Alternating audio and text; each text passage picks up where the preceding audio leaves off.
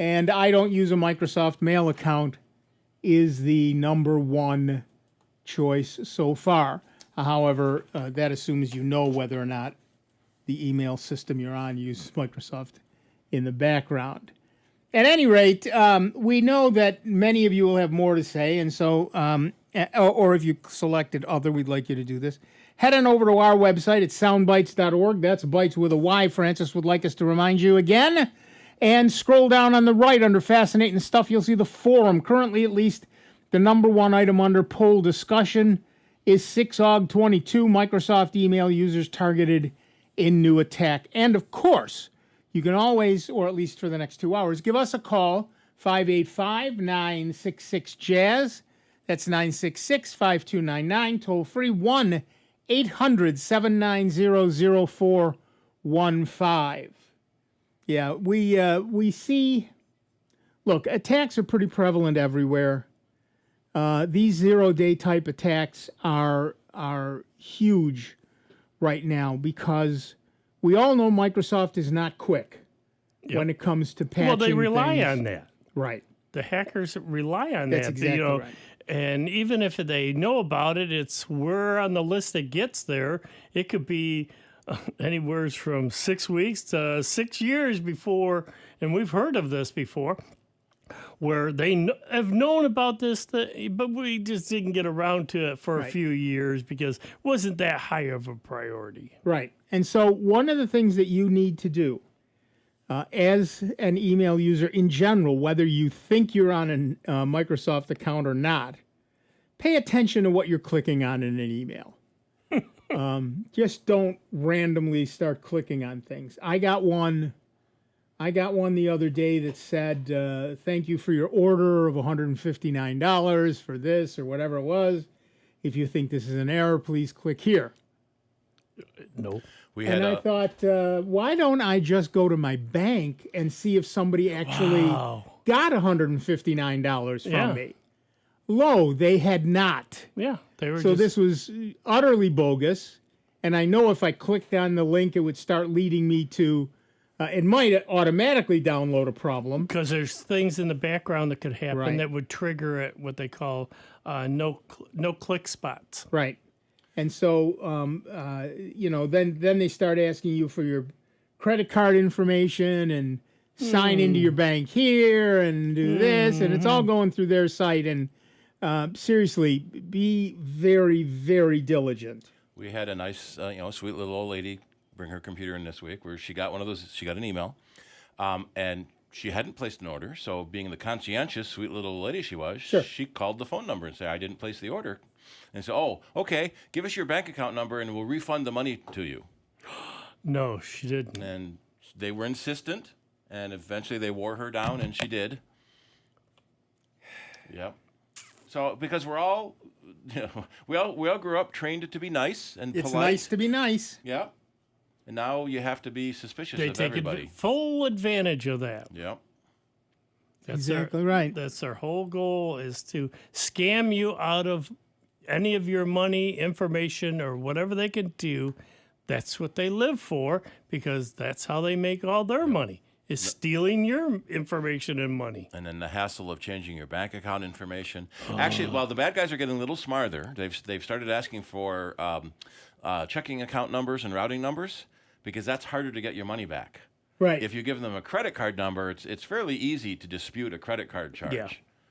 But actually giving them your checking account information, Yeah. that's a lot No. harder to get back. No, never do that. Always give them, if you have to, say, well, then no, credit my credit card. Right. Mm-hmm. But you didn't place the order, so the money wasn't taken from you in the first place. Yeah. Right. So and why that's would why they you need... check your bank account using the real website that you normally use to check your bank account? But see, that's what they're relying on. All these folks that are, say, 60 and older, because let's face it, the baby boomers have really taken over right now, and 60 and older, and they're prying on, and I don't mean this in a derogatory sense, their ignorance about how things are handled, like Steve was saying.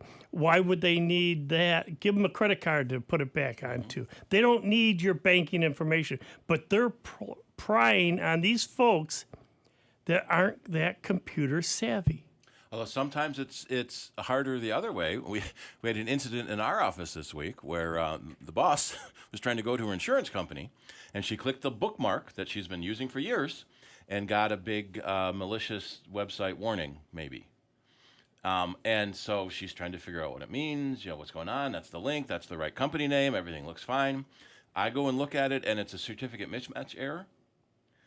But the certificate name and the website name were the same. So what's mismatched? And it was, the certificate chain was all trusted. I finally figured out that, it had renewed like a week ago. The certificate was fresh, so it hadn't expired, any of that. Finally figured out that her bookmark had www in it. And it doesn't want it anymore. And the certificate, when they renewed their certificate, they didn't use a wildcard in their domain. So now take the W's out, it works. Put the W's in, you get an error. Because it is a certificate mismatch error, because the certificate doesn't have. So the error message is completely correct and totally useless. The best kind of correct. Yes. Yeah, that doesn't work. What happened? See, this knob is completely tight and screwed down, but the microphone just keeps spinning around. Oh, interesting. Maybe it needs a washer. Needs a new stem. Or maybe unscrew that and put a washer in there so there's more room. All right. So, again, you can give us a call, 585-966-JAZZ. That's 966-5299. Toll free, 1-800-790-0415. We're live on YouTube and Twitch and probably Facebook and now working, yep. Still, I can't get Facebook on the school's Wi-Fi. So I switched to my cellular Wi-Fi. And then you're in. And then I can get in and start the stream. Yep. Right.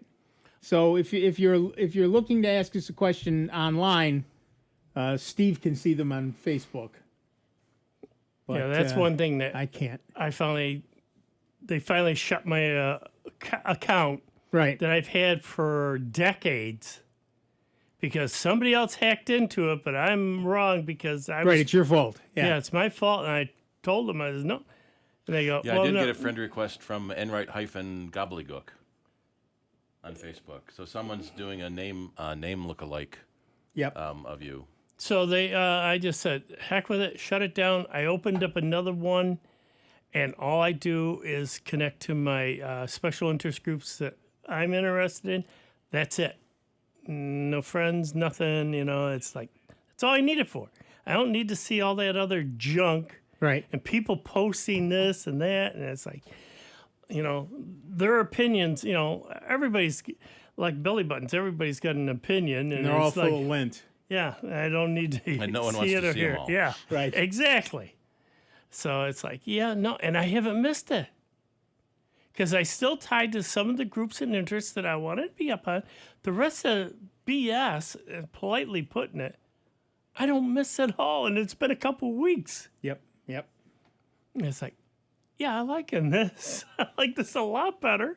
So I'm anonymous there. And yeah, they say that there's people are getting very anxious and upset and bothered, and most of it's due to social media these days. Mm-hmm. The people who don't do much social media. I still do Facebook, but that's really the main I gotta one. find the whole a way. algorithm is triggered to keep you looking. Right. So they show you stuff you like to keep you looking, and then they show you stuff that makes you angry to keep you looking. Right. Exactly right. That's one thing, I got to go in and do now is because I still get emails, that people are posting stuff on an account that I don't have. So I've got to start. Turn off that notification. Throw it into the trash. Well, yeah, that's right. You have to log back into your account to turn off the And you notification. can't. And I can't, so I'm just going to have it automatically say it's spam and go Set to up the a spam. filter. We had a poor guy this week, same thing, and he kept saying, "This is ridiculous. This is ridiculous." And yes, sir, it is. His daughter-in-law tried to be helpful, Of course. changed his phone password, and apparently forgot what she changed it to because it quit working. So then he got locked out. So then they erased it. So then it's asking for his Apple ID password. He doesn't know what that is. So they try to reset it, and he doesn't have a recovery address on. But he has a valid phone number. So so we're trying to get that in. All right, well, let's log into your email. Doesn't know his email address. It's the recovery address is his other email address. Oh, okay, so let's go to your other email program. What's your password? I don't know that password either. So he had sheets and sheets and sheets of passwords. None of them worked.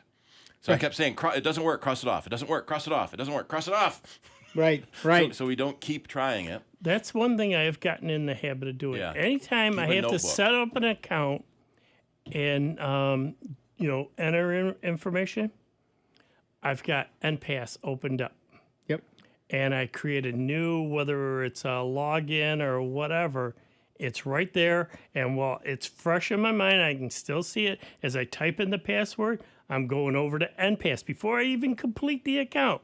I'm typing in the password so I don't forget it and setting up the website and everything else and giving it the name has made things a lot easier. Yeah. Well, I do the same thing. In fact, although I do it differently, I let NPass create the password, and then I copy and paste it into the form. Well, yeah, but some that I've had, I tried doing Yeah, that. some of them won't take it. I know. Yeah, Those, they're too darn long. Or I had one that didn't like, they wanted all letters and numbers, no hyphens, no Right. nothing. And it's like, what? Well, you can make You gotta can make change that. NPass do that, but Yeah. so I have I do that, and then in the notes section, I put all my lies. Oh, yeah. Yeah. You know, what street were you born on? Christmas 2015. Yeah. You know, just whatever lie I've made up for those security Yeah. answers. What's your favorite color? Ford. Exactly. You know, lie, and lie differently every time. Yeah. Which means you have to keep track of that, and that's what NPass does because it's got that notes field. Mm-hmm. So Well, yeah, you can also add other fields and rename them. right. So if there's- you've got a special key code that you've got to put in, you can Right. create another field and say, rename that key code, and then pop the key code in there. Because I've got one program that every 4 months it changes the key code. So when they send me the new key code, first thing I do is I sit there and copy it, go over to NPass, open it up, go to that one, paste in the new one. Yep, that's the way to do it. Done. That's the way to do it. There's Assuming you remember the passcode on your phone. Oh, that's not a problem. Yeah. No, that's because once I have NPass started, I've got it set up to use a PIN number. So I can, at home, just hit it in the PIN number, boom. Yeah, I do everything there on my computer home. The one on the cell phone, no. I can look up stuff on that, and it'll automatically, yeah. On my log in. phone, I use the fingerprint reader. Yep. For NPass, but for at home, I have a password. And is it a pain in the neck to type in a really long password? Yes. Yeah, but Do I care? No. you can do it once, and then if you're there, you can. I had it set up a PIN number. Right. So it just goes down on the dash, and when I want to use it, it pops up and says, put in your PIN. I quick put in my PIN. Boom. It opens it up, and there I am. Yep. Until you restart your machine, and then, like you, I've got to put in my long password, and I sit there.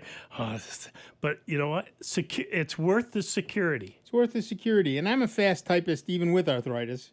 So that doesn't bother me in the least. I just type it in and I'm done. And people always say, well, I don't have anything worth stealing. You have an identity that's worth stealing, so then they can do worse things, and the police show up at your house. You have money in an account somewhere. Even $5 in your bank account is It's $5 more had. than they had before. Yeah. That's exactly right. And you've got space on your hard drive, and you've got computing cycles Well, that they can use to break into somebody else's machine. I mean, come on. That happened to one of the guys at Cider. He created a test account just for playing with and forgot to delete it, and a week later his hard drive is full Yeah. because someone found username test, password test. Yep. Yep. Well, that's the thing too. If you got a Google account, you've got Google Drive. That's 15 gig of free storage that's safe, and that doesn't count if you save your photos. That doesn't count the photos, or if you create anything in Google Docs. In That doesn't any of the Google formats, docs, sheets, whatever. Yeah, I do everything in Google Docs and spreadsheets, everything. Matter of fact, my Ubuntu came with, Libreoffice, and I took that off. It's like, no, I'd rather do everything in Google Docs. I got unlimited storage there, as far as photos and documents and spreadsheets, because that's the three that I use a lot. And I've still got 14.5 gig free, and I'm already backing up other programs automatically to my Google Drive, which makes it handy that you can, see it from every place else. Yeah, I've got 19 gig in my Google Drive and 20,000 plus documents and the same number of pictures in Google Photos.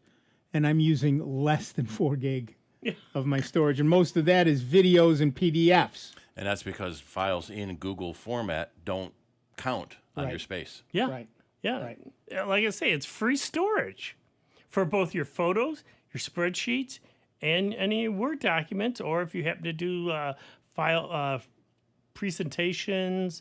There's so many tools within Google. It's there and it's free to use. Yeah. So how can you complain about that? Yeah, I every once in a while you can go into, if you have Google Drive, you go into Google Drive and click on storage on the left, and you can see what files are using the most storage. Yep. So that you can then, if for example the one that's using the most is a video of Pat Travers' meet and greet that we did for Mastermind Lounge. Well, now I look at that and I think to myself, why am I storing that on my Google Drive when I should be storing it on Mastermind Lounge's Google Drive? So I will be moving that this afternoon. And there's a couple of 100 megs that I don't need, that I don't have to deal, 300 or 400 meg I don't have to deal with anymore. He was the boom, boom, out go the lights guy, right? Yeah. So, that those are the kind of things that you can do to keep your storage usage down. But again, as we're saying, if you use Google Docs, Google Sheets, whatever, any of those Google pieces, and you store things in Google Drive in their native format, they don't count against your space. Yep. And then if you're going to give them to somebody else, you can download them as a Word document or an Excel document or whatever you want, and then forward that to them, send it to them by email or whatever. They'll never know it wasn't originally a Word document, believe me. They'll never know. And they'll turn around, even if you get something from somebody, say it's in another format, you can pull it up to your drive and convert it from the doc to, say, a spreadsheet, Microsoft spreadsheet into a Google spreadsheet. And in fact, you can have it happen automatically in your settings on Google Docs. And so I do that all the time. Somebody sends me a spreadsheet for something. I want to upload it. There's no point in saving it in that format anymore. Yeah. So I have it, everything is set to automatically convert. And so that happens, I just upload something, drag and drop, drag it from the folder to the space in the window, in the browser window, and it uploads automatically. Boom, you're done. It's a simple, easy, convenient.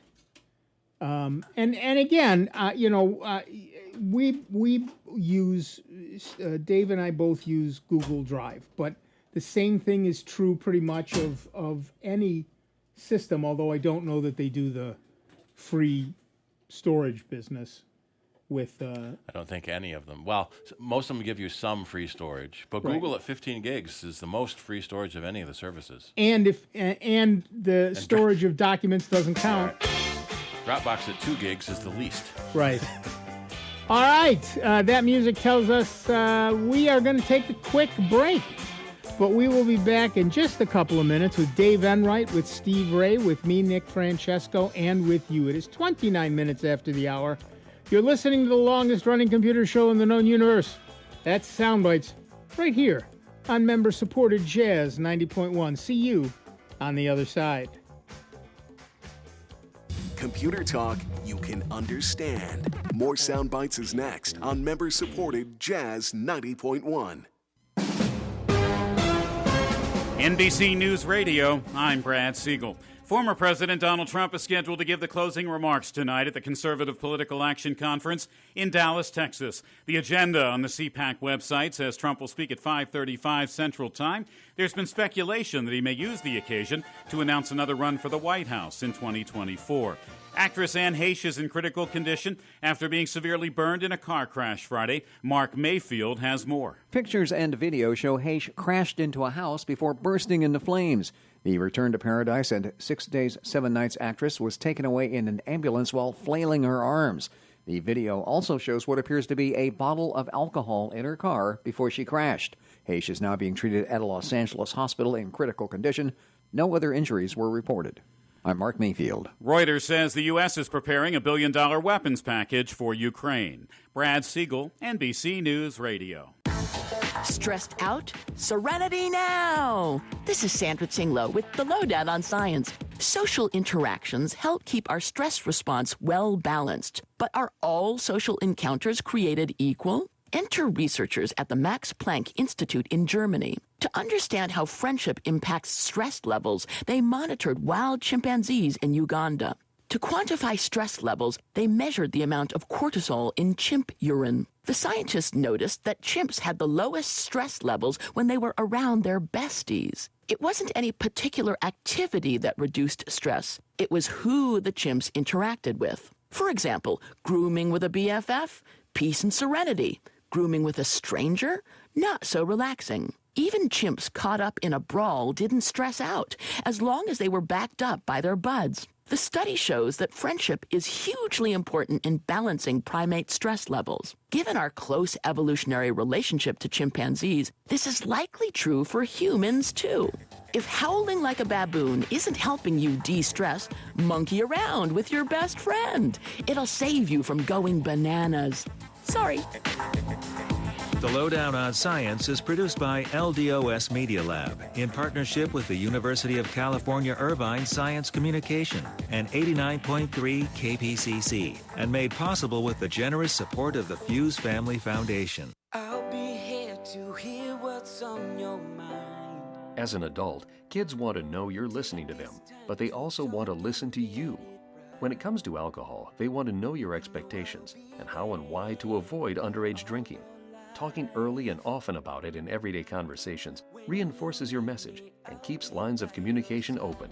For more information, visit underagedrinking.samhsa.gov. I'll be by your side. Jazz 90.1 is supported in part by our members and by Mayor Malik Evans, the City of Rochester, and Experience Live, presenting the 2022 Rochester Summer Soul Music Festival, featuring Jimmy Highsmith Jr., John B., and Babyface, Saturday, August 27th at Frontier Field. For tickets, you may visit the Frontier Field box office or summersoulfest.com.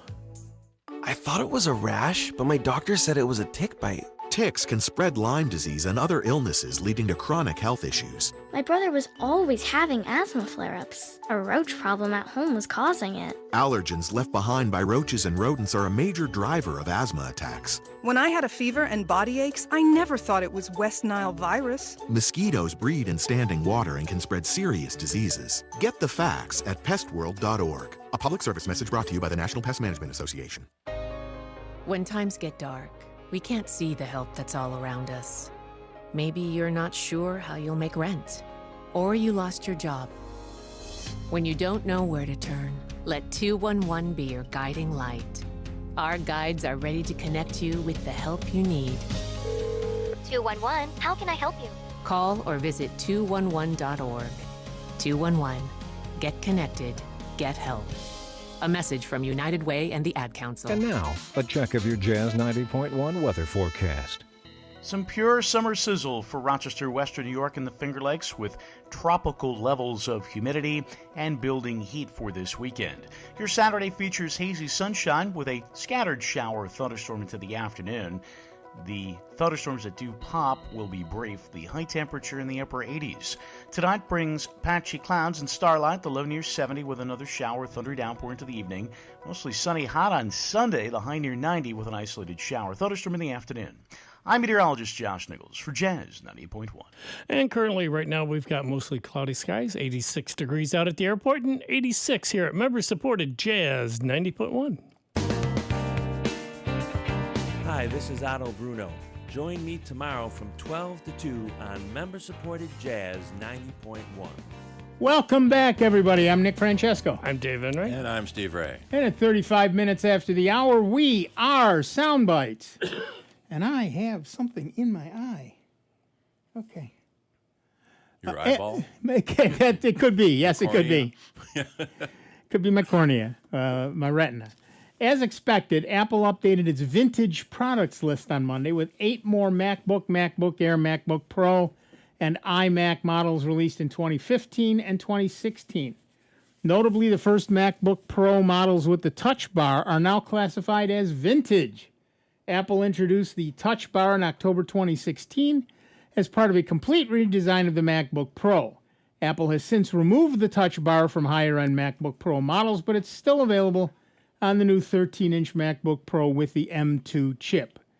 The full list of Macs that became vintage at the end of July is actually fairly small. So it's the 12-inch early 2016 MacBook, the MacBook Air 13-inch of early 2015, the MacBook Pro 13-inch of early 2015, 2 13-inch MacBook Pros from 2016, both the 2 Thunderbolt port and the 4 Thunderbolt port, the MacBook Pro 15-inch from 2016, the iMac 21.5-inch of late 2015, the iMac 27-inch Retina 5K late 2015, and the 9.7-inch iPad Pro models released in 2016 are now vintage as well. A device becomes vintage once 5 years have passed since Apple last distributed the device for sale. Vintage products are typically ineligible for repairs at Apple stores and Apple-authorized service providers, unless spare parts remain available, which they won't for long, since Apple will stop making them. This, of course, doesn't mean the machines immediately become useless. You can just keep using them, but you'll be increasingly less secure and falling farther behind with new features. You can put Linux on them, and now, of course, you can also put Chrome OS Flex on them, at least if they're an Intel-based Mac. Just because Apple has abandoned you doesn't mean the hardware becomes useless. Got an old Mac? Give us a call, 585-966-JAZZ. It's 966-5299. Toll-free 1-800-790-0415. What's the percentage, Steve, of the systems that would have an Intel chip? Is it higher or lower 95 probably? Yeah, at this point, the really old ones had the 68,000. 68,000. This is their 4th major chip in 40 years. So every 10 years or so, they change chips. Right. But they've been doing Intel for quite a long time. Early 2000s, yeah. So about the last 20 years have been Intel. So anybody with, say, a 10-year-old system is pretty confident that they just started the M1 and M2 chips, which is their own design, and there's already a reference work for Linux on them that's out. It's not very early days, so it boots, and that's about all it does. But it boots, and so they're ahead of the game now. Well, that's where, again, like you were saying, though, put Linux or Chrome. Or the Chrome OS Flex. If it's an Intel-based machine, it'll absolutely take either Linux or Chrome OS Flex. And if it's an M1 or M2 chip, it will soon, we hope, take Linux if you want to move it on. But nobody's going to do that until it goes obsolete, or vintage, as they say. Sorry. After vintage, they become obsolete. So vintage is 5 years, obsolete is 8 years. Although Apple does have a program where they still are offering batteries for many 2012, 2013, 2014 models. So they're more than 10 years old, and you can still get a battery for them. So that's because batteries blow up. Yeah. Whereas the operating system just stops updating. Yeah. And that's not to say that the machine is going to stop working. You're going to turn it on one day and it's not going to work anymore. That's a hardware failure. In terms of this, you just won't be getting updates anymore. It won't run Microsoft Office 2021. Right. It will probably still run 2019, maybe Or 2018. just Or go to LibreOffice. Yeah, or the Apple Office suite, or other, Yeah. yeah. So there are 'Cause we had- alternatives for you. Say we had this conversation with a customer this morning. He bought an old computer, and then is complaining that his brand new Microsoft Office doesn't work. Well, that's right. That's right. So Congratulations, you noticed that. Well done, you. So download an older version. Oh, that's exactly right. Or LibreOffice, which is free and does all the same stuff, but that's a different argument for a different day. But the fact is that the machines will still work. You can replace the operating system on them. Just because Apple says they're not updating it anymore doesn't mean you can't put Chrome OS Flex or Linux on it and have the latest and greatest, newest, best available, yada, yada, yada, on those operating systems. There's no reason you cannot do that. So just because Apple says it's no longer updating the software doesn't actually make it an obsolete hardware device any longer. Speaking of software, what software do you know of as far as you've been to that you can use that's free to create forms that you can do like drop down windows and Google Forms? Google Forms does it. There's a section of LibreOffice that does it. There's a couple of PDF programs that do that as well. Yeah, because I want to do up this form, and then I want like for one the field to drop down, and you can select 1, 2, or 3 option. Right. I use SurveyMonkey to make surveys like that to email out. Yeah, SurveyMonkey does it. Google Forms does it. Well, this is a form that we'd want to put up on this person's website, and then people can download it and use it, and then they can submit it, mail it on. Oh, yeah. No, these do it right online, so you don't have to download it. See, you got to do it, yeah. So that's a different thing altogether.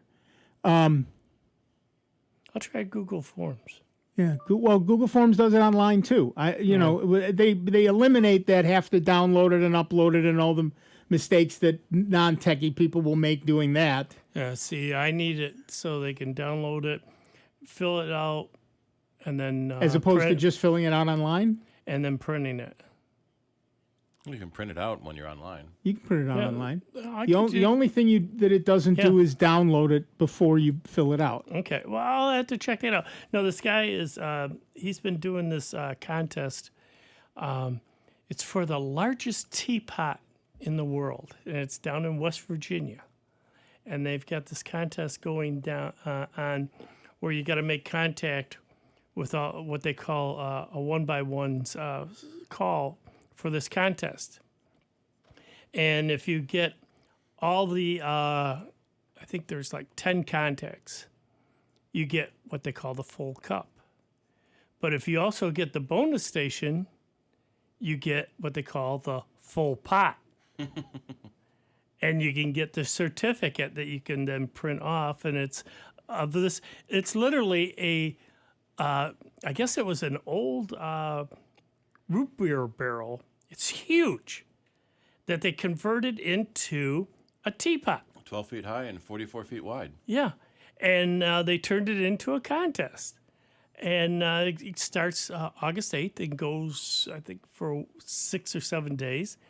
And these stations will be on the air, and you make contact with them. And if you submit it, they will then, you send $3 in and with your sheet, and you can get the certificate that you've got either a full cup or a full pot. Okay, so there's LibreOffice Draw. I'll try that. Lets you fill in forms. Evince, Evince. Evince? Yeah, Evince. I'll try the. I'll try not all documents are fillable, if that's a word, but there's also a PDF edit, and like I said, OpenOffice Draw. So there's several options in the Linux world that will do that. I've been playing around with so many different software packages. My main goal this week was finding a number of photo editing programs for the wife. I tried that Photo XX. Photox, yeah. Yeah. And then I found this other one, which is even simpler. There you go. And because basically all my wife does, she'll take this headstone and she crops it on down and maybe lightens it a little bit, adjusts it one way, left, right, or whatever, and then saves it. And then she goes to find a grave and ties the photo up there. So people that are doing ancestry, when they look for their loved one, there's the information on the find a grave for that person. And, there's also a photo of their headstone. Right. And she gets requests all the time, if you happen to be out, could you take a picture of this one or that one? And she's working areas. She's done literally thousands of headstones and tied them to it and gotten some real nice letters from folks from all over, both emails and letters, thanking her for time, because she doesn't get paid for it. It's just a hobby that she likes doing, and she's big into the genealogy and ancestry. One other big racket that they got going on, though? No. Cleaning headstones. Oh, yeah. Yeah, they've turned that into quite the business for places. Will advertise because so many places have these old headstones that are, covered with moss and dirt and everything else, and they try to use stuff that won't harm the stone. Right. Because some of these stones that we've seen over the years, I mean, just through weathering and wind and, stuff flying through the air, they've just about a flat surface again. You're right. They've been beaten down to unbelievably something. Right. And then back in the day of acid rain. Yeah. Those were real issues back then. And, the different stone types that they use, too, material. It's right. When you use the porous stone, and up here you get water in them that freezes, cracks the stone, blah, blah, blah. Yeah, I mean, it's just horrible. Well, there's one over on Holy Sepulchre on what they call the east side. I'd like to know what relative it is of mine. They've got this block has to be at least 8 foot by 5 foot. Yeah. And then its height, a good 4 or 5 foot tall. And then it's got a crown lid on it. And all it says is Enright. Yeah, I've seen it. No other names on it. Whereas most, Are they on the back? Nope. We've been all the way around it, and all it's got on the one block is Enright. Because most of them, they'll put their family names and, sure. The family plots and all that. Yep, no. Just Enright. Yeah. Well, then you legitimately have a right to be buried there. I don't know if I wanna. I don't know who else. Yeah, right. Yeah. But yeah, so there's we're finding people are hesitant to move off of Windows or the Mac because they've been using them for so long and they're quite familiar with them. But when a machine runs out of life as far as Microsoft or Apple are concerned, that does not necessarily mean that, in fact, that machine is dead. One of the things that I've been doing is refurbishing, well, not refurbishing because I don't do a lot of hardware anymore, but taking old machines, revitalizing, putting Linux or now Chrome OS Flex on them and moving them on to refugees, people, whoever needs them. And it means that those machines get a new life. And it's not difficult to do. As long as what I've discovered is I've got a couple of machines that are too old. They do not boot from USB. That isn't neat. You have to be able to boot from USB. Or you have to have a working CD-ROM drive, DVD drive. But beyond that, the ease with which you can put on a different operating system, whether it's a version of Linux or Chrome OS Flex, and then just continue to use the machine is astonishing. In fact, in a few weeks, assuming Steve gets me a machine, in a few weeks I'll be doing an event for Apple Cider, where I'll be talking about Chrome OS Flex on obsolete, if not vintage, at least. Vintage, if not obsolete, Macs. That's going to be on Wednesday, September 14th. Yes, it is. Yes, it is, and it's going to be fun. And my hope is that I will actually have a vintage Mac with Chrome OS Flex on it to show people. So that'll be fun. All right, let's go to the phones. Our first caller is James from Rochester, New York. What's up, James? Oh, hello, Nick. I have a new problem. I go to like the iHeartRadio website, and I always used to listen to things on there and podcasts.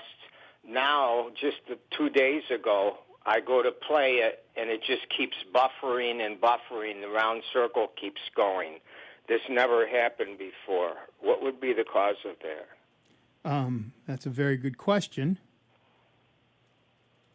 The circle keeps going around and it won't play. Yeah. Everything else on the laptop works good. Yeah, I'm going there now to see if I can start something. What web browser are you using? Chrome. Try clearing the cache, maybe? How do you do that? Clear cache. In settings somewhere, we're looking for it. Settings. What, would it be too full or something? I always used to listen to everything there. Well, that's yes. Sometimes that can happen. So your cache in your browser stores little things that you may need to go back to, so it doesn't have to download them again. And sometimes the cache can get too full, so that there's no room for more cache, or it gets hung trying to download something that would be faster to download again rather than load it from cache. So clearing the cache is one of the first quick safe steps. and easiest things to do. How do you actually do that? You want to click the little 3-dot icon in the upper right corner. Okay. Click on More Tools, and then Clear Browsing Data. Okay, I just found it. And clear data, everything? Yep. Last 7 days or how long? That's pretty well up to you, but weeks? Usually a week is fine. Or should I do 4 weeks? Although I have to tell you, I'm on the iHeartRadio site right now and trying to load something, and I'm just getting the spinner too. Oh. So I don't think it's you. Could be iHeartRadio. Could be iHeartRadio. Oh. I'm getting the spinner. I'm not getting any music now. Mine's working. Just keeps spinning and spinning. Yeah, but are you on Chrome? No. Let me go to Chrome. I'm in Safari at the moment. Yeah, I'm in I'm Chrome. going to clear the data anyway, so you're thinking maybe it's their fault. Yeah. Well, it certainly is not working on my Chrome. Now, as to whether it would work in Firefox or some other web browser, that's a different story, but it does not look like it's working on Chrome right now. Yeah, this just started 2 days ago. I'm going to clear the data anyway. Well, clear it for the least amount. The what is it? A 4 week? days? 4 days, whatever the number is. 7 days. 7 days, yeah. Clear for 7 days, because that takes you past when it stopped working. But it's not working for me either, so I don't know that it's got anything to do with you. My Chrome Is he isn't checking working, his too. other browser? Yeah, it's not working in my Chrome either. So it's not Chrome. What you So might it's do Chrome. before Try, yeah. clearing the data is go open up Firefox and try going into Firefox and running it from there. Try a different browser first before clearing out the cache. Okay, thank you very much. You're As welcome. long as Good I luck. know it could be possibly their fault. Well, or it's a mismatch with Chrome, which one or the other will fix at some point. But in the meantime, you should be able to use Firefox to listen to your music. All right, thank you very much. I'll listen to your show like I always do, and if you get any more updates, I'll be listening. Okay, thanks. Thank you. Yep, we're Dave's going shake and bake. Oh, that must have been when you were fiddling with the thing. Wham is oh, interesting. I got an ad playing. Karen Owen says Wham is working okay for me on iHeartRadio website with Chrome. I was looking at one of the other stations. I just randomly clicked on one, and I did have a constant spinning thing. So maybe it depends on what station you get as well. So that's a possibility. One thing I'm going to sort of break into is we were talking about different software and that and going to Ubuntu. One thing I'm going to kind of tease before we go for our break at the top of the hour is, as you folks know, I've been slowly going to the dark side of Xubuntu. We have cookies. Big time.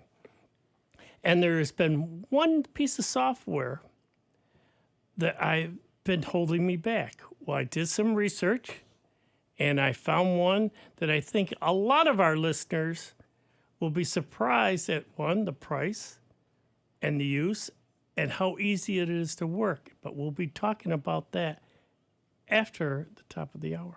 Yeah, this is a great program. It's been around for 20 plus years and 25 years, as a matter of fact. It is unbelievable, and I'll have quite a few good things, as Nick will too. Like I say, I happen to mention it, and Nick goes, "Oh yeah, that's been around for a long time." Yeah. And that finally took me to where now my main goal is by January 1st, I will be fully over to Xubuntu for me and the other computers in my house. Yep. Except for one laptop, which I've got to still run Windows on because this one piece of software, for some reason, the guy just doesn't want to. He's got the Mac in there, and he's got the Windows, but he hasn't gotten around to doing a Linux version. It's like, come on. Yeah. Chrome and everything else is taking over. Why wouldn't you go with the flow? Go with the flow. That's exactly right. I mean, even this other program that's been around, but these other guys came out and took it over and really vastly improved to it. They go, oh, no. If we're doing it for this system, we're doing it for Mac, we're doing it for Windows, we're doing it for Linux, and they're even supporting Raspberry Pis. Right. Well, many people have a little Raspberry Pi that does nothing but various logging functions. Yeah. You know, it's also a very popular music streamer. Yep. Put all your music on one Pi, and then you can see it from any computer in your house. Mm-hmm. That's exactly right.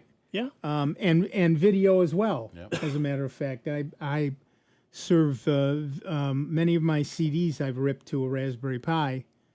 I have a terabyte hard drive on a Raspberry Pi, and I have a lot of that stuff streaming from there. So you can do an awful lot with a non-Windows machine. The question is, are the programmers caught up yet?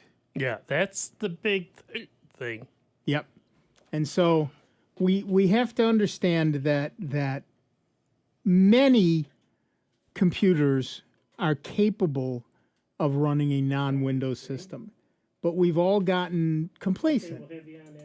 We complain about Windows and we don't do anything about it. Well, you can do something about it if you want to, or you can just keep complaining. Or, you know, and I must say, there are millions and millions of people for whom Windows works great. Yep. And if you're one of those, God bless you. And equally millions where it doesn't. Well, exactly. Yeah. It's kind of like what we've been saying for years about cutting the cord, that people complaining about how high their cable bill is getting, but you don't have to get your television from cable anymore. Right. In fact, see, now the problem is there's too many channels, each with one show. Well, yeah. It'd be interesting if they could collect all of those streaming channels together into some sort of like cable. Wow. Wouldn't that be interesting? All right, that music tells us you've wasted an entire hour of your life with this nonsense, but do not go too far, because we will be back after a slightly longer break with Dave Enright, with Steve Ray, with me, Nick Francesco, and with all of you. Yes, you can give us a call, 585-966-JAZZ. That's 966-5299, toll free 1-800-790-0415, and we will be back with a whole lot more of the longest running computer show in the known universe. That's Sound Bytes right here on the truly great and truly grateful to you because it is with your very generous support that we continue to be fully and solely member-supported Jazz 90.1. We will see you in just a few minutes. Online 24 hours a day, 7 days a week at soundbytes.org. More with Nick Francesco, Dave Enright, and Steve Ray next on member-supported Jazz 90.1. WGMC Greece Rochester. A public service of the Greece Central School District. Jazz 90.1. On Twitter at 901jazz. NBC News Radio, I'm Julie Ryan. Senators plan to work through the weekend on the Inflation Reduction Act. Democrats' sweeping economic package is being pared down a bit today after a Senate rules official struck a provision to lower prescription drug prices. Secretary of State Antony Blinken says the U.S. is considering a possible prisoner swap for WNBA star Brittany Griner. We put forward, as you know, a substantial proposal that Russia should engage with us on. Griner was sentenced to 9 years in a Russian prison for having a small amount of cannabis oil in her luggage at a Moscow airport. Federal hate crime sentencing is set for Monday for 3 men convicted in the Georgia murder of Ahmaud Arbery. A judge denied a request that would have acquitted Travis and Gregory McMichael and their neighbor William Roddy Bryan. A jury convicted them in February, saying they targeted the 25-year-old black jogger when he was shot and killed in a Brunswick neighborhood in 2020. Julie Ryan, NBC News Radio. I left the military with a traumatic brain injury. I came home to fight depression, anxiety, and alcohol. As America's veterans face challenges, DAV is there. I'm Madam Greathouse, Army veteran. DAV helps veterans get the benefits they've earned. With DAV's help, I've built a new life for myself. With the right support, more veterans can reach victories, great and small. My victory is just experiencing life. Support more victories for veterans. Go to DAV.org. There are so many reasons to support Jazz 90.1, but there's a benefit of membership that you won't want to miss out on. The Jazz 90.1 member card, which offers 2-for-1 dining discounts and other savings opportunities across our area. The savings add up with the Jazz 90.1 member card, so get yours today by making a contribution of $90.10 or more. Call 966-JAZZ, that's 966-5299, and start saving with your member card today. Here's another I Love New York travel tip.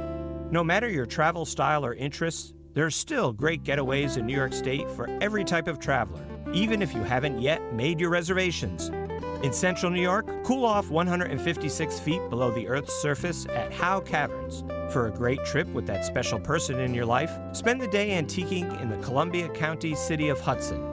For an enlightening getaway that mixes fun, laughter, and learning, head to the Chautauqua Institution for dance, musical performances, visual arts, lectures, poetry, and theater, plus activities like golf, tennis, swimming, or sailing. And for some last-minute adventure, experience the mighty Niagara Falls aboard a Whirlpool jet boat tour. For more last-minute summer getaway ideas in New York State, visit the I Love New York website at iloveny.com. New York State. Come be a part of it. Hi, I'm Patti LaBelle. Now, cooking is all about time. Like when it's time to add some salt, time to add some oregano, and when it's time to take it off the burner. Since we're all getting a little older, it's time to get screened for cancer. It could save your life, and it's easier than ever. We'll help you find a screening location that works for you at timetoscreen.org. It's just like cooking, honey. When it's time, it's time. Just call 1-855-53-SCREEN. Brought to you by Kansas Care and the Community Oncology Alliance. What if the music stopped? If the familiar voices were silenced? If there were no breaking news updates? What if your companion and connection to your community came with a monthly fee? Don't worry, we're free local radio with you wherever you go, celebrating 100 years and looking forward to the next 100. We are broadcasters. Text radio to 52886 and let Congress know you depend on your local TV and radio stations. This message furnished by the National Association of Broadcasters. Type 2 diabetes is a serious chronic health threat in America. It affects tens of millions of people. Many people who have the disease don't know it. Diabetes can cause health problems such as heart disease, strokes, amputations, and blindness. Talk to your doctor, get screened if you're at risk, and learn how to avoid becoming one of the millions of new cases of diabetes each year. You can help prevent type 2 diabetes. A message from CDC and HHS.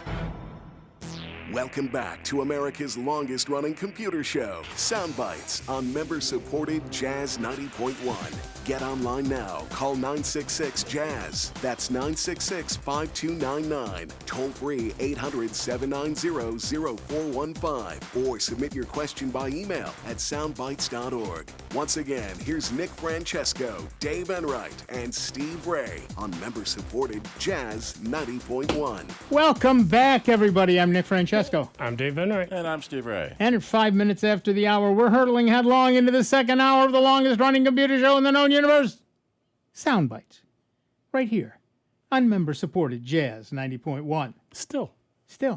And we're going to talk to Mark from Greece, New York. What's up, Mark? Hey, guys.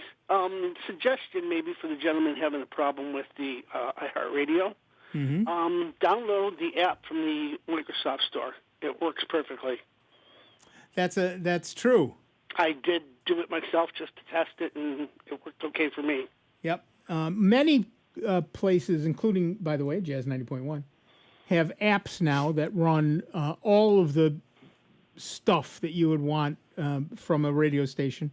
And you just download the app, and you can run it on your computer, on your phone, rather. And if you have, for example, a Chromebook, and you can download the the Android app and run it on a Chromebook, and you get all the features, all the abilities right on your Chromebook, right on your little desktop. Another thing about the apps, whether you get it wherever you get it from, you're able to cast it also. Right. So they added that onto it, so you could always cast to something else if you wanted to. I had a customer this week ask about an HD radio station, Broadcast HD2, and I can't find any way to get it on a computer or an app. It's from a local radio station. HD1 is in the app, but HD2 is not. Interesting. But I believe I remember one of them, and I don't know if it's Roku or somebody has an iHeartRadio app for the Roku player, so you could play it right on your... Yep, I have that too. Yeah, there you go. So, yeah, the stuff is everywhere.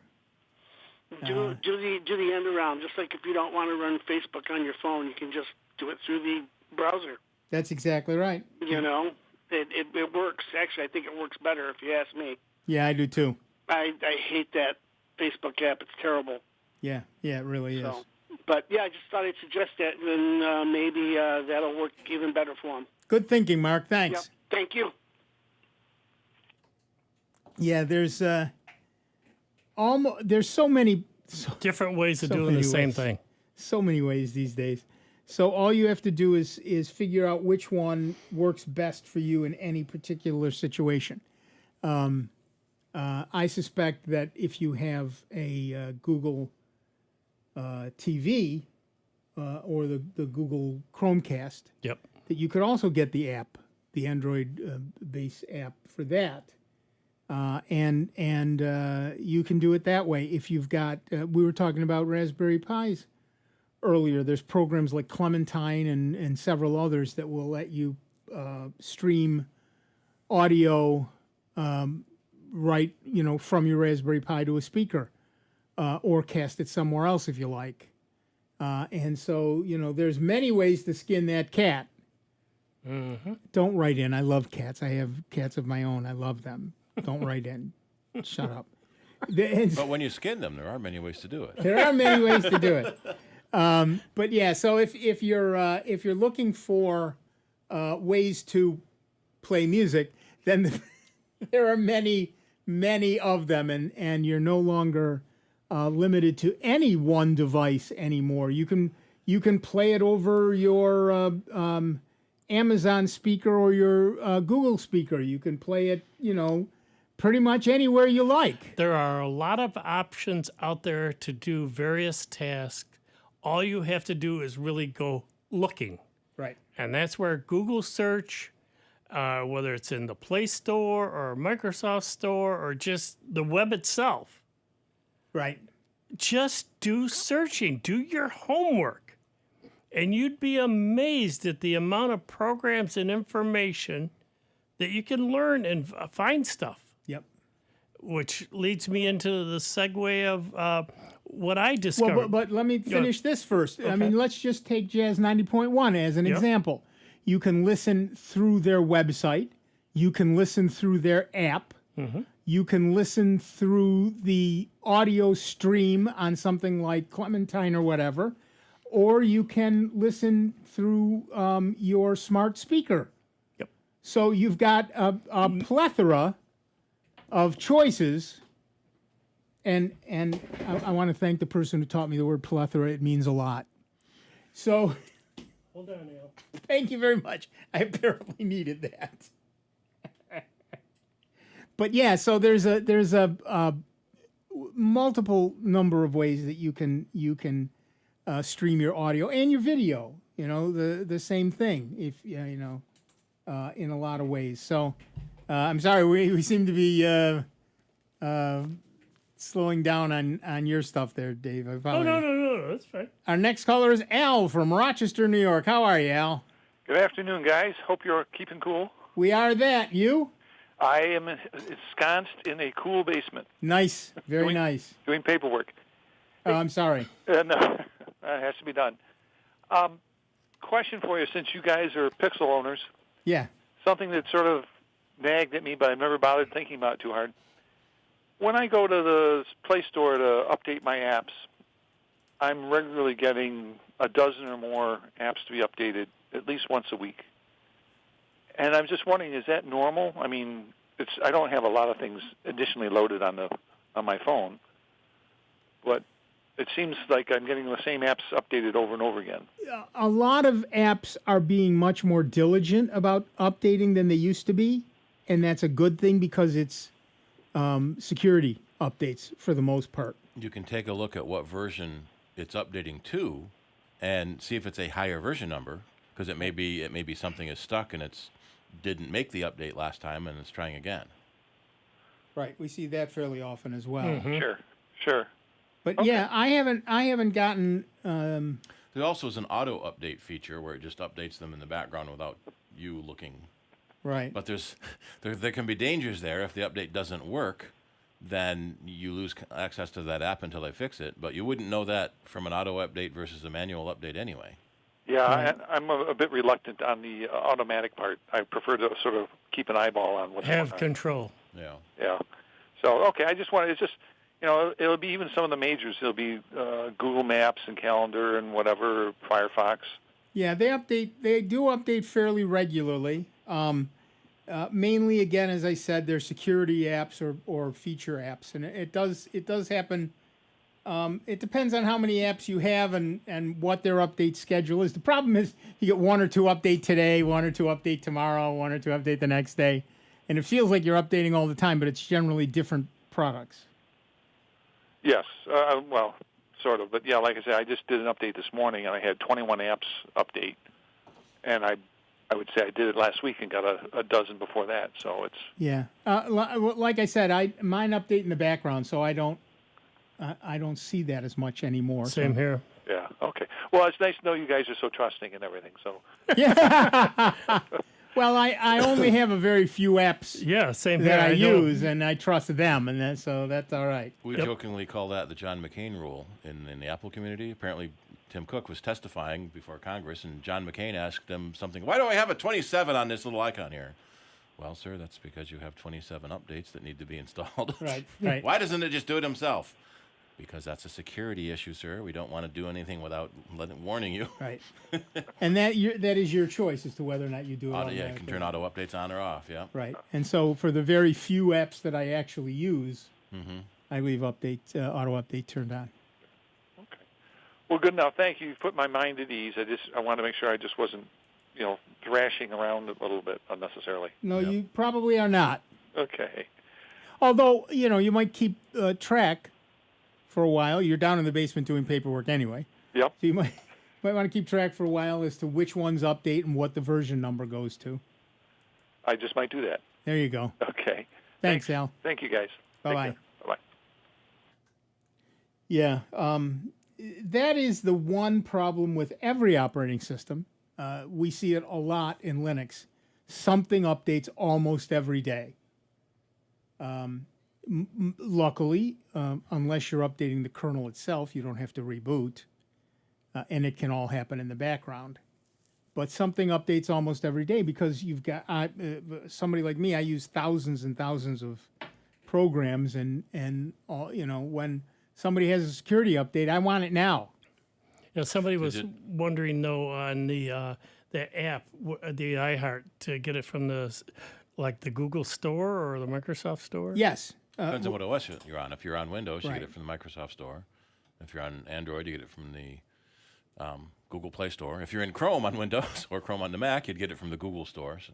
Right, but if you want it on your phone or your Chromebook, your best place to get it is from the Google Play Store. If you're, and as Steve said, depending on what platform you're on, their store has it. A product like iHeartRadio or our app is available pretty much for everything. Yeah, so. everywhere. Just do Google search. Odyssey is the other app for the other half of the radio stations. Right. So there's two big companies that own all the radio stations in the country, just about, and one of them is iHeart, and the other one is Odyssey. Yeah, that's about right. Used to be Entercom and Clear Channel. They renamed themselves because everyone hated those companies. Right. And we here at member-supported Jazz 90.1 love our members who support us. We don't have giant corporate overlords. Well, that's just like, Facebook relabeling themselves Meta. Right. Like, that's going to change anything? Right. All you did was change the name. It's still the same BS. Well, Enron changed their name. Yep. Blackwater changed their name. Yeah. And, everybody, the minute you get a bad reputation, just change your name. Yeah. It's easy enough. Speaking of bad reputations, have you heard about Windows Auto Patch? No, please tell us. So Microsoft has announced a new service, and it went live a couple weeks ago, called Windows Auto Patch. It will automatically update your Windows whenever it wants to. Whenever it. So that it can ease your IT burden. Thanks, Microsoft. Mm-hmm. So no more second Tuesday of the month and updating a massive number of things. Every little thing will get updated whenever it needs to. And it will still continue to use you as a beta tester. Instead of only losing your computer once a month, it'll lose it every couple of days. And now that goes right back to what we've been saying about Linux. Linux, something updates every day. But on Linux, it happens in the background. You don't have to reboot, and it doesn't interrupt you. Yeah. Did you hear about Linus? No, what did he do? The new Linux kernel. Oh, yes. Is written on an M2 Mac. Yes. Yes. So that was quite ironic. So he's always said he wants the fastest machine he can get because compiling takes forever. Yeah. So the M2 based Linux is working pretty good because Linus is using it to write Linux. That's exactly right. It's not desktop ready yet. Yeah. But it's Linus ready. So Linus Torvalds is the person who created Linux. Yep. Or as he pronounces it, Linux, but then he's Scandinavian or Norwegian or Finnish, I think. It's all in the accent. Yeah. Speaking of which, the one thing that I was telling you before that I was leading up to was... That's your segue? Yep. It's all in the accent. Speaking of which, we're going to talk about something entirely different? No, it's still Linux. And now for something completely different. Going to Linux, I've been very hesitant going there because I use Quicken. And that's one software package I have grown over the past decade that my late wife would probably be laughing at me before because I was never that precise about it, but I got into it and I've been using it for over 15 years now. Well, that was the only thing that was holding me back from going over to Ubuntu. So I did a little homework this weekend, or this past week, and I was doing a little searching because within Ubuntu, they've got the app, an app store, software, they call it the software store, and there are literally thousands upon thousands of programs that are out there that are free to try out, or a lot of them are free just to even use. So I happened to stumble on this one that's called Money Dance. I thought, this looks interesting, and they claim they're a lot like Quicken. I figured, all right, I'll give it a shot and look at it. It's free. Yeah, I'll give it a shot. And they tell you, yep, you can try it. You can set it all up. You can even do 100 transactions in it. You can do backup to the cloud. And if you like it, it's a one-time fee of $49.99. Here's the other kicker. One time, not one time a year. Right. Whereas every month I get new ads for a new Quicken. Yeah, Quicken charges you yearly. They are what we say Windows is going to go to. I don't own it anymore. I have to pay for a yearly subscription. With Money Dance, I can literally put it on as many machines and platforms within my family that I want. One license per household, no matter how many computers you have. Yep. Right. And you can customize it any which way you want. You set up reminders. It looks identical to Quicken. You can even tie it to your bank and have it download the registry from your bank to tie things out. They have phone versions too. Well, it runs on Windows. It runs on Windows, Mac, Linux, iOS, Android. Yeah. So I can add my receipt when I'm at the register and don't have to pile them in my wallet to get back home. Yeah. It is such a great program for $49.99. And it's been around since 1997, so it's 25 years old. Yeah. It's not a flash in the pan, folks. Yeah. But if you've been, looking for something to do your home finance that's very user-friendly. It even looks like Quicken. Yes. So the transition will be easy. Yeah, it's so easy. Yeah, I've already made up my mind. That put me over the edge that by January 1st, most of my computers, like I say, probably other than one laptop, will be all over to Xubuntu. I do not want to look back and go see Windows ever again being used as a beta tester. And like I say, the one key program that I do on my machine downstairs is the Quicken. But now I can do it on my phone. I can do it on a tablet, wherever I want to put it in. And tell you what, I put in a couple questions that had doing stuff. Support is great. They won't get back to you probably right as soon as you do it. But within a day or two, they are answering you back. If you have any other questions, they say, please let us know and we'll, help you out. They've got great documentation on how to set it up and do things. It is a great program. So if you've been looking for an alternative to Quicken, I highly recommend Money Dance. Yep. It is a great program. Try it out. You can try it out, like I say, for free. And you can enter in, just set up an account, and it even walks you through some of that stuff. And it's all local, by the way. It's not you're not using their servers for anything unless you, I suppose, if you want to save your, if you want to back it up. I have it back up to my Google Drive. Right. My master file is up on Google Drive. They even walk you through on how to set it up there, so all your devices can use the same file. So I created 2 folders up on my Google Drive, one for Money Dance and one for backup of Money Dance. So by the way, those data are encrypted. Yeah. Just so you know, before anybody asks, it's encrypted. Yep. And like I say, take a look at it. It doesn't cost you anything. Don't like it, to uninstall it and you're done. But if you're a Quicken fan and don't want to pay that yearly fee, and because they also charge a separate fee. I was paying, I think it was $95 a year for both the update of the program and storage. Right. Because they won't let you store it any place else other than theirs. No. And it's like, I wanted some place in case my backups got messed up. So, but this, now I feel safe. It's up there on Google Drive, and I got it 2 other places. So it's good to go. But if you're looking for a program that'll do that type of stuff, check it out. Whether you're Windows, Mac, Linux, whatever, try it out. Right.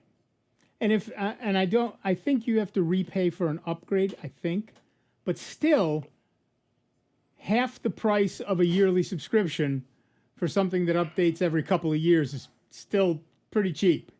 Yep. It's pretty cheap. There's also things like GNU Cache, and that's absolutely free, I believe, but it's not quite the same thing. But yeah, take a look at something like Money Dance.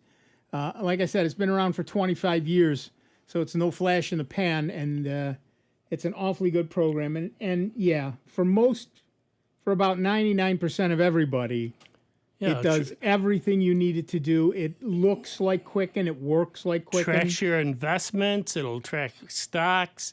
I mean, a lot of stuff is, right there. Right. And like Dave said, it does account management and budgeting, investment tracking, multiple types of securities. You get graphs, you get reports. It's encrypted. I mean, Yeah, matter of fact, come on. Matter of fact, Art just wrote in and said, yeah, he crossed over on his Mac to Money Dance about 10 years ago. Yep. Never went back. It's great alternative. That's why I'm like I say, I'm going the same way. I'm going definitely to do away with the Quicken and just stick with this. It's great. And Cynic's Picnic in Twitch asked, can you share a free alternative for Microsoft Word? Why, yes. Yes, we can. Libreoffice is a downloadable, it's a full Office suite. It's got a word processor, spreadsheet, a database, a presentation program like PowerPoint, and that's absolutely free and lives on your computer. If you want to live in the cloud, then there's multiple choices, including Google's document, Google Docs and Google Sheets and all of that stuff. There's iWork. There's a plethora of them again. But if you're looking for something that directly replaces Microsoft Word, that is to say, it lives on your computer, it runs on your computer, you have to do all your backups yourself, et cetera, then LibreOffice, which is LibreOffice, LibreOffice, Libre as in free. It is a full Office suite that works dang exactly like Word and will even let you load Word documents and save them either in the LibreOffice format or back to Word. For many years, I used LibreOffice when I was at RIT. I can say this now because I'm retired. And, we were a Microsoft house. God forbid it wasn't Microsoft. I used LibreOffice, and nobody ever knew. Yeah. I would get documents from them, and I could read them. I would send documents to them in Microsoft's own format, and they would read them. Documents and spreadsheets and forms and everything.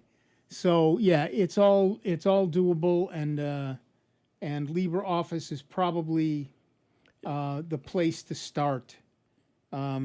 Yeah, for the average user, I mean, what they charge now for Microsoft Office, the suite, and that, it's ridiculous when there are so many alternatives that you can do for free and do the same thing that you would do with that paid version and save the money.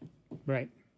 So if you're looking for that kind of an alternative. There are also lightweight things, right? There's, of course, I can't think of the name now. It starts with an A. Ami word? No. That used to be one. AMI. Yeah. I forget what it's called, but there's Alternative 2. Yeah, Alternative 2 will tell you. There's alternatives for word processors and spreadsheets that are free and small. So if you don't need a full Office suite or you don't have a lot of room on a machine that you're using, you can use one of these programs. AbiWord, ABIWORD, AbiWord, and GCalc. That's not right. There's another one, but you can use all of those programs. Most of them, like I said, are free. Numeric, I believe. Whoa, Kay! Whoa. All righty then. Oh. Apparently, he's got that volume needs adjusting. We really need to hear the accordion, I guess. Yeah. I can't hear anything now. I gotta wait. Yeah, I see I that. had it where I normally play everything. I get it. All right, we're going to take a quick break. Back in just a couple of minutes. Sound Bytes, member-supported Jazz 90.1, 29 minutes after the hour. See you on the other side. It's America's longest-running computer show. Back to more Sound Bytes with Nick, Dave, and Steve. Damn, next that hurt on my member-supported ears. Jazz 90.1. NBC News Radio, I'm Julie Ryan. Senators plan to work through the weekend on the Inflation Reduction Act. Democrats' sweeping economic package is being pared down a bit today after a Senate rules official struck a provision to lower prescription drug prices. Secretary of State Antony Blinken says the U.S. is considering a possible prisoner swap for WNBA star Brittany Griner. We put forward, as you know, a substantial proposal that Russia should engage with us on. Griner was sentenced to 9 years in a Russian prison for having a small amount of cannabis oil in her luggage at a Moscow airport. Federal hate crime sentencing is set for Monday for 3 men convicted in the Georgia murder of Ahmaud Arbery. A judge denied a request that would have acquitted Travis and Gregory McMichael and their neighbor William Roddy Bryan. A jury convicted them in February, saying they targeted the 25-year-old black jogger when he was shot and killed in a Brunswick neighborhood in 2020. Julie Ryan, NBC News Radio. If you're a wine and garden enthusiast, you may want to include a few flowers named for your favorite wine.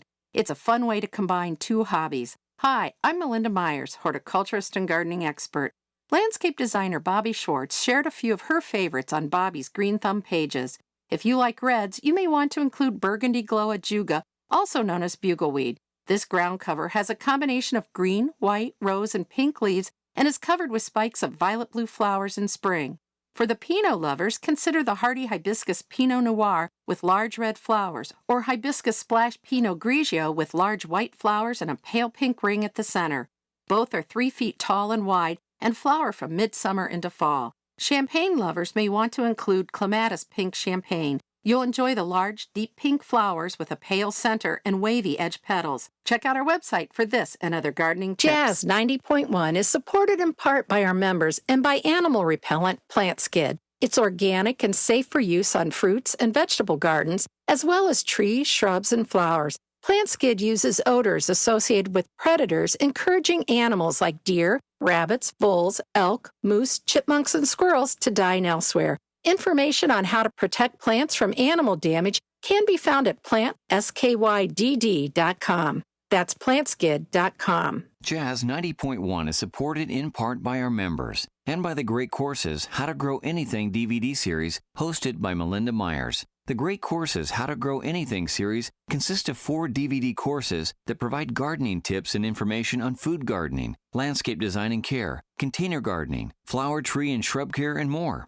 More information is available at melindamyers.com. That's melindamyers.com. I'm Dr. Lee Beers with the American Academy of Pediatrics. As a mom, I know it's hard to parent during a pandemic. Kids are back in school, but you worry they'll be sent home because of a COVID exposure or just the sniffles. And you worry about your child getting sick from COVID and ending up in the hospital. What gives me peace of mind is the COVID vaccine. It's safe and effective against serious illness. And now, kids 5 and older can get the vaccine. Please call your pediatrician. Here's the latest Jazz 90.1 weather forecast.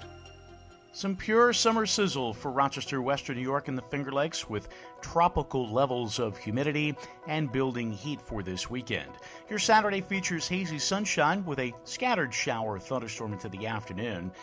The thunderstorms that do pop will be brief. The high temperature in the upper 80s.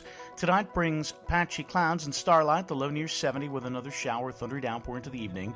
Mostly sunny, hot on Sunday, the high near 90 with an isolated shower, thunderstorm in the afternoon. I'm meteorologist Josh Nichols for Jazz 90.1. And currently, right now, we've got mostly cloudy skies. It's 89 degrees out at the airport and 89 here at member-supported Jazz 90.1. This is Rob Linton. Join me weekdays from 4 to 6 on member-supported Jazz 90.1.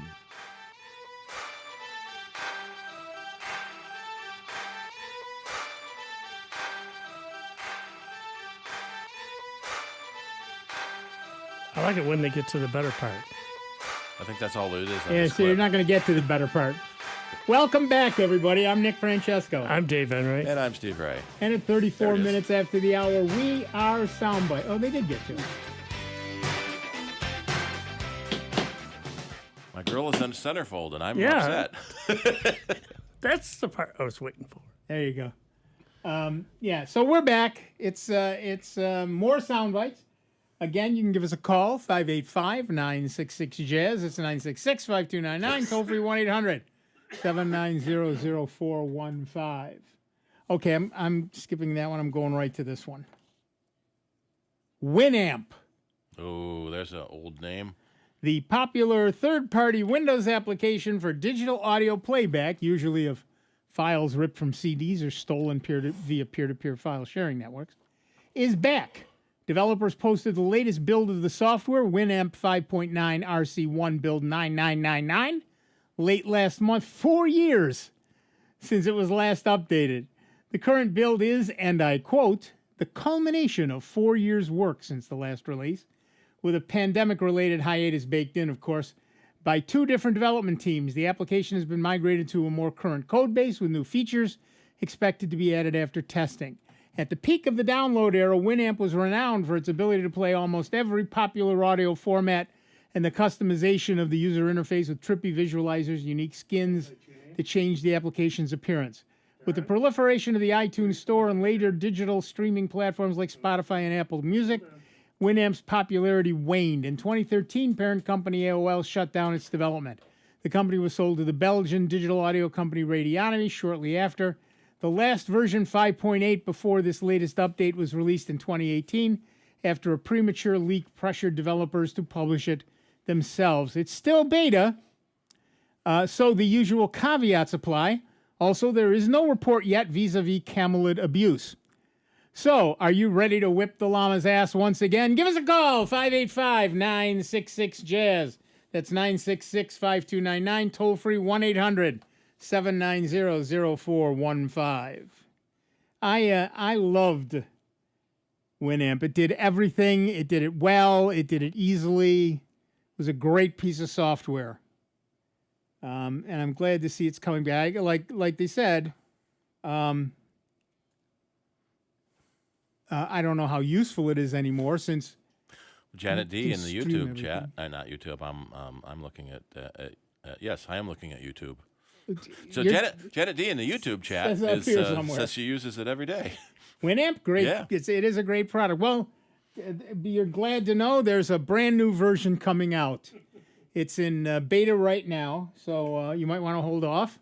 But it's coming, and it's going to be different. I think it's going to be great. I hope it's going to be great. Anyway, back to the phones. Our next caller is Don from Pittsford, New York. What's up, Don?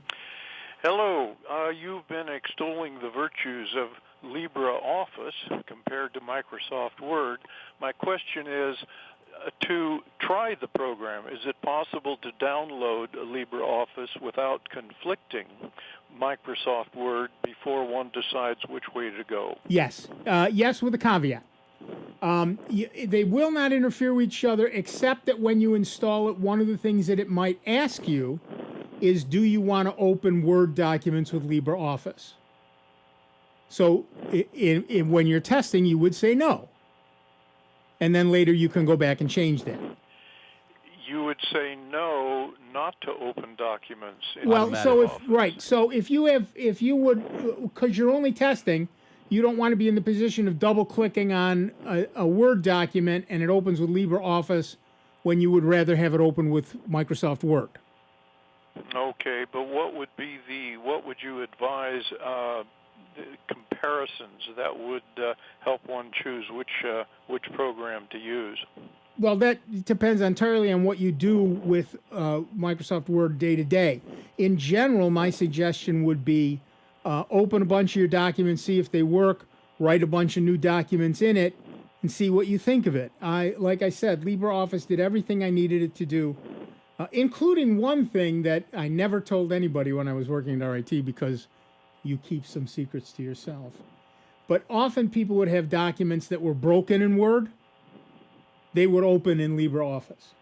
It would just skip over the damage. Right. In Word, when you open a document that's damaged, it gives up. It says, nope, there's something wrong here. I can't open this. Forget it. I'm not going to open it. That's correct. LibreOffice, it says, oh, there's something wrong here, but I can see that this latter part is still good. Why don't I just skip that middle bit? Okay, and one other question. You say it's that LibreOffice is quite comparable to Microsoft PowerPoint, Excel, as well as Word, yes. Correct? LibreOffice is a full suite, which includes all of those things. Yeah, drawing module, database module, everything. Yeah. Great, I'll try it. Thank you very much. Thank you. And it is free. You can get it at LibreOffice.org. And it's Libre Office. Because that's Latin. Because that's Latin, LibreOffice.org. It's from the Document Foundation. And it's up to 7.3. So again, it's been around for a very long time. And there's lots of stuff there. So go for it. Have fun. Yeah. It's got lots of pieces, by the way. Actually, Ubuntu installs it automatically. So you get Base, which is the database, Calc, which is the spreadsheet, Draw, which is, believe it or not, the drawing program, Impress, which is the PowerPoint module, Math, which does formulas. For those people who do formulas, you can do more than I understand in it, and of course, Writer, which is the word processor. So you have all of those available to you, and they're pretty good. They're pretty good, I gotta say. Like I said, I used them for years. I do most of my stuff now in Google Docs, but that's only because I don't need much, many of the same capabilities anymore. And you're not writing 100-page reports to justify your expenses anymore. That's exactly right. That is exactly right. And I used to do that every month. Yeah. With charts and graphs and everything, man. How many students and faculty are there at the College of Business? Yeah, exactly. And then before that, when I was working in ITS or ISC in those days, and I was supporting the entire faculty of the Institute all the way around in those days, the college. Yeah, it was a lot, and LibreOffice did me more than I needed to do. It was fine.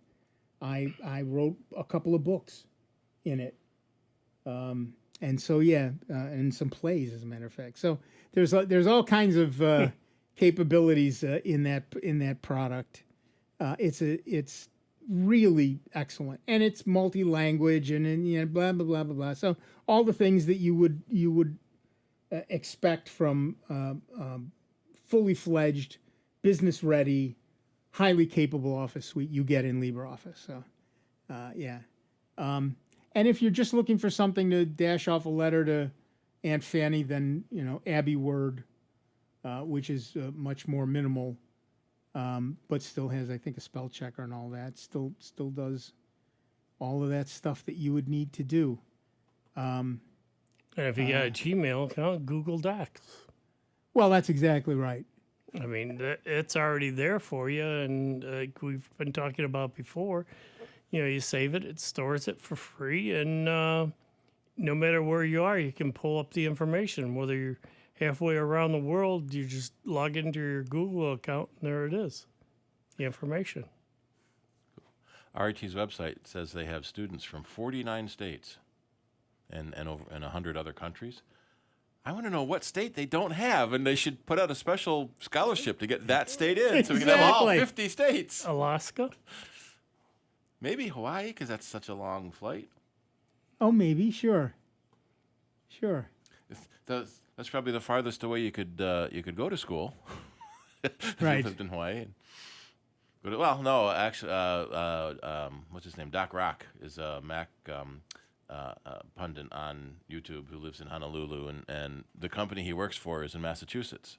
So he says a couple of times a year he has to fly from Hawaii to Massachusetts. That's got to be a long flight. Yeah, that's... Although, I should look that up. We were watching American Ninja Warrior, and they had a contestant from Guam. Oh, yeah. Flew in 6,000 miles from Guam, and they had 3 people from different parts of Alaska. One guy from that little tiny island between Russia and the U.S. Oh, yeah. Right in the middle of the Bering Strait. Yep. There's a guy who, I hope he wasn't competing in Las Vegas, because he wouldn't be used to that temperature. Well, this was Texas. Oh, yeah, right. From Texas, then they went to Universal in California, and then the finals are in Las Vegas. Yeah. But yeah, there's lots of alternatives for a word processing, but for an Office suite. And really it depends on what you're interested in paying and what your needs are. Like we said, LibreOffice does almost there are some very esoteric things that LibreOffice doesn't do, but they're very few and far between. And for 99.99999% of you, LibreOffice, which is absolutely free, would do everything you need to do. In fact, for 99% of you, Google Docs or I've suddenly forgot what it's called, iWorks, would do what you need to do. So there are alternatives, and they're free. So you can keep paying for Word for the Microsoft Office suite if you want to. God bless you, but you can get most of that stuff, the equivalents, for free without theft. I know that there are people who have versions of Microsoft Office that they did not pay for. For home use, though, I can't see why you would need to have a high-end product like that versus, LibreOffice or Google Docs. Because if you're just composing a basic letter, right, both of those programs have those basic templates in there, and not many people write letters anymore. Well, there's that. I've written books in LibreOffice. I've written books in Google Docs. Yeah. They're not just for the quick dash off letter anymore. They're for real work. Well, I've had students, in fact, my last couple of years of teaching, I insisted that students use Google Docs for their papers, because you can there's great capabilities of inserting footnotes and references and all kinds of things with that. There's a meme going around about a classroom that used a shared Google Doc all year long, and each student put in their own notes and explanations, and when some other student had a question about something, they could go back and find it in the notes. That's not new. I did that for my master's degree. We had our classes all did that. Students do that to this day. It's a very common and very useful thing. Back when I was in school, we didn't have shared docs. Back when you were in school, you could share the chisel. Back when I was in school, we didn't have computers. Yeah. I was in the first class that really had computers, and our teachers were a couple of weeks ahead of us at RIT learning what to teach us. Yeah. I got points taken off for reading ahead in the book and using a command we hadn't done yet. I can remember at RIT, though, going there and working on the VM machines. Yeah. We had to do everything, Sure. program in there. I could log in from home into the servers there, and everything was, text-based. You logged into there, and you had to create your file and then write your program, compile it, run it, see if it ran, and then once you had it run, you'd submit it to the professor. And we had, when I worked at the computer center selling Apple IIs, this little girl came in one day and said, could I sit at a cute little thing, 8, 10 years old maybe. Can I sit at one of these computers and do my homework? Oh, sure. Why not? I wandered over after a while and looked there. She was doing stuff I couldn't do at that time. She was writing programs, putting them on her own little floppy and taking them away and doing her homework. Good for you, kid. My son was in the robotics team in high school in his senior year. All through high school, we tried to get him to join this robotics team, and we finally did in senior year. And he says, "Wow, that was fun. Why didn't you make me do that before?" Yeah. But they're building and competing robots in high school. We didn't even do that in college. My granddaughter was in it for 3 years, and And the main did good at it. The main room in Fairport, the robotics center's in the middle school. Yes. Yeah. Yeah. You get to play with that stuff these days, and you get to learn those things. Because now you can buy those kits for home. Yeah. Mm-hmm. You know, you buy the kit, you stick a Raspberry Pi in the middle of it, and suddenly it's walking around doing whatever it wants to do. Mm-hmm. It's pretty amazing stuff. And a lot of the code is already there up in a huge library that, Right. for doing various things that, if you're not good at writing code, don't worry about it. Just, again, you've got a repository up there that you can download, change learn whatever from. you want to do, Right. and load it onto your Pi, and away you go. Yep. There's some really amazing. Of course, you can't get a Raspberry Pi right now. Yeah. That's a different story. Arduinos are dirt cheap, and Right. creating your own code for those.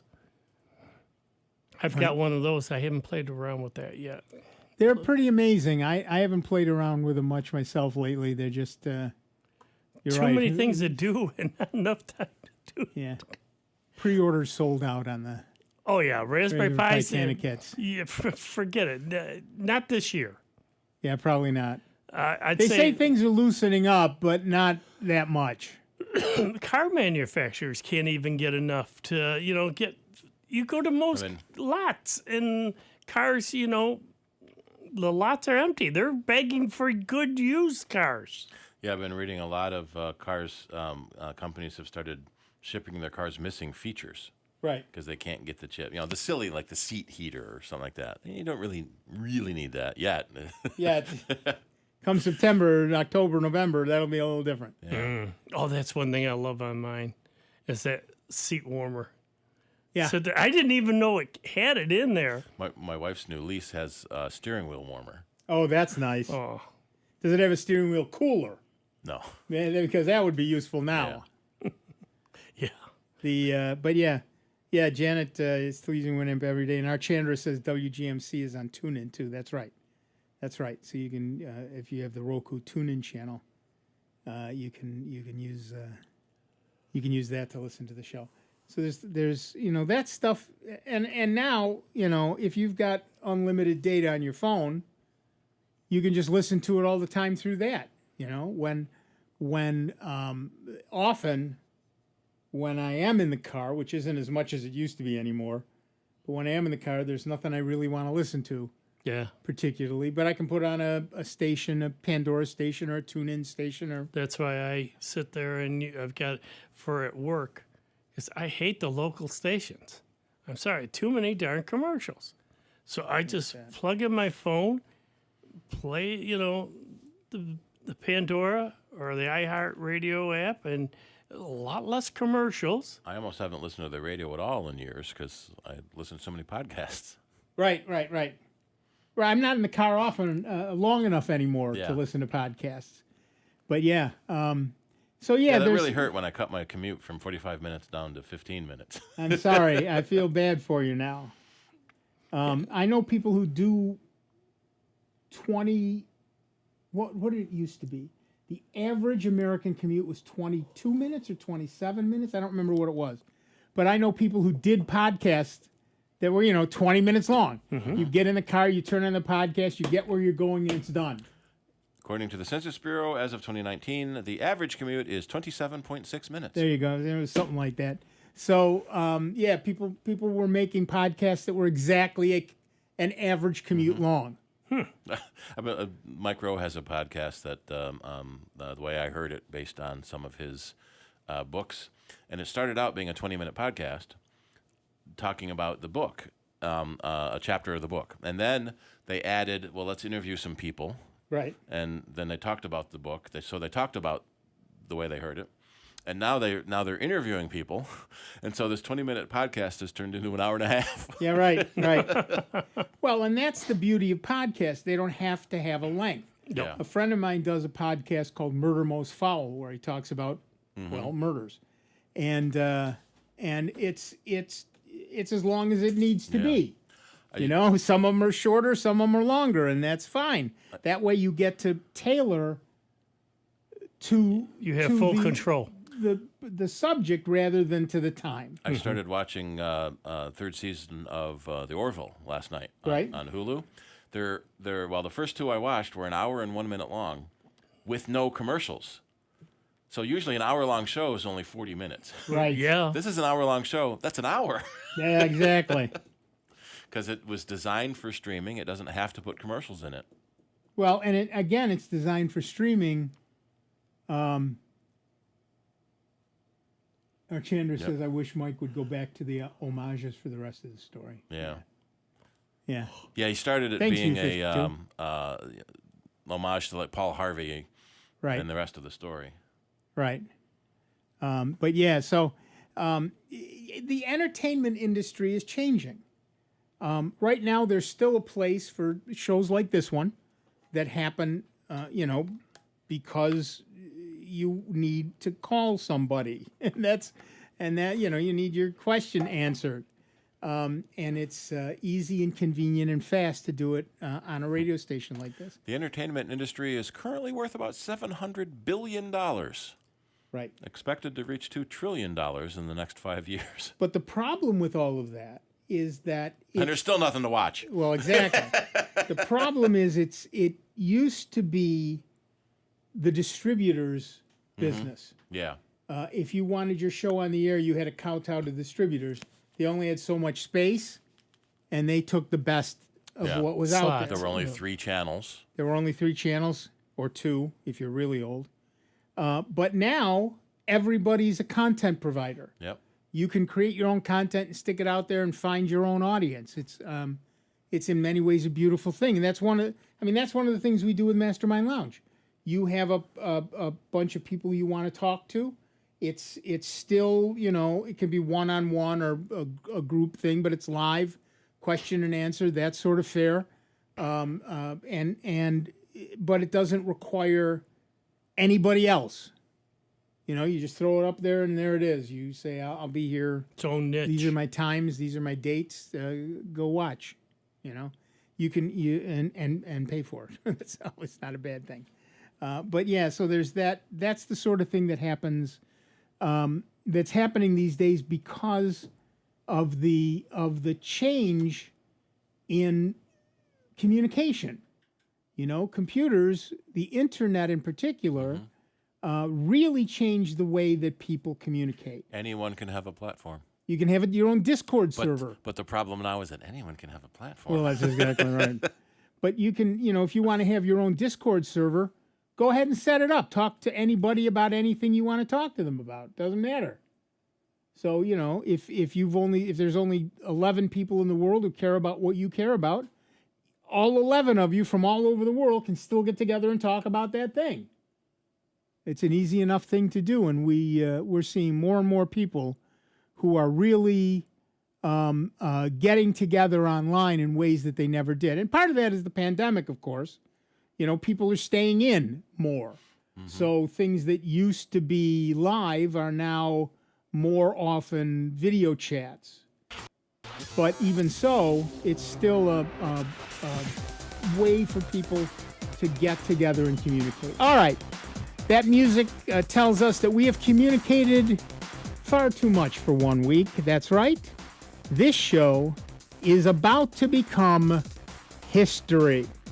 But don't despair, because we will be back next week with Dave Enright, with Steve Ray, with me, Nick Francesco, and with you. You have been listening to the longest-running computer show in the known universe. That's Sound Bytes, right here on the Truly Great, and truly grateful to you that with your generous support, we continue to be member-supported Jazz 90.1. All right, this show is over. I want you all to go vote in the poll. We've only got 39 votes. We can hit 50 votes this week. Go vote in the poll. And we'll be back next week. Be good to one another, will you? We'll see you in just 166 hours. Here's another I Love New York travel tip. No matter your travel style or interests, there's still great getaways in New York State for every type of traveler, even if you haven't yet made your reservations. In Central New York,